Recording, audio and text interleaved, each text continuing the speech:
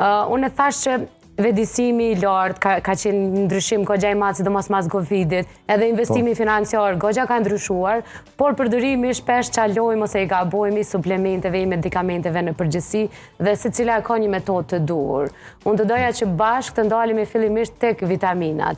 Jemi mësuar që është e rëndësishme vitamina D, vitamina C, por nuk e dim sakt cila me cila nuk bën të kombinohet dhe të mirën afër njëna tjetrës. A ka rëndësi të veçantë kjo? Po ka shumë rëndësi mënyra e përdorimit, koha e përdorimit, format cilat i kemi nevojë ma shumë i përdor. Edhe kombinimet. Edhe kombinimet gjithashtu. Po. Të zëmë, atë nalemi kështu pak tek disa që i përdorin shumë kohëve të fundit, se sidomos mas Covidit. Është vitamina D, që njerëzit e kanë mësu, po e them prej Covidit, si emën, por edhe po i kushtojnë rëndësi tash edhe tek fëmijët edhe tek gjeneratat e reja dhe tek moshonit. A është një kohë ose një agent kur duhet të pijet para ushqimit, mas ushqimit, ditën, natën? Po, gjithsesi, vitamina D është shumë e rëndësishme, është jetike për organizmin, si dhe edhe për ngritjen e imunitetit. Gjithashtu është e mirë edhe për funksionimin më të mirë të organeve vitale, po edhe për forcimin e kockave, ishnave që thojmë na, nyjeve. Vitamina D është para Covidit që e falëm, është përdorur gjithmonë vetëm tek fëmijët prej ditës parë të lindjes, edhe kam përdorur një vit, dy, ndoshta edhe më pak.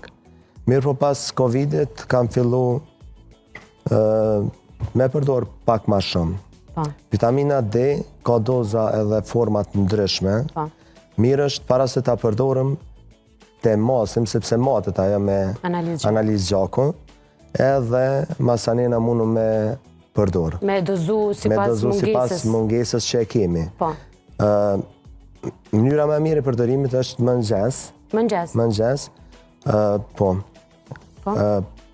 Përdorimi i sajna është mirë të konsumohet me diçka të yndyrshme, sepse edhe vetë ajo është formë yndyrore më shumë, edhe për të shmërinë në organizëm e ka shumë atë mirë edhe më atë lartë.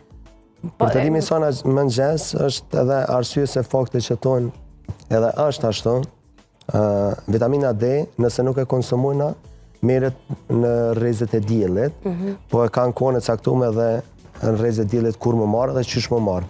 Për atë arsye absorbimi i sajna është më i mirë ditën se sa natën.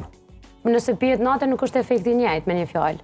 Për të shmërinë e ka më të lartë e ka ditën se sa natën, sepse bën edhe natën me marr, mirë po ditën është më arsyeshme. Po, ndërsa a varet efekti edhe prej gjendjes vitaminës D, a është e langshme, a është pluhur, a është tabletë, po, në fillim thash, ka forma ndryshme edhe doza të ndryshme të vitaminës D.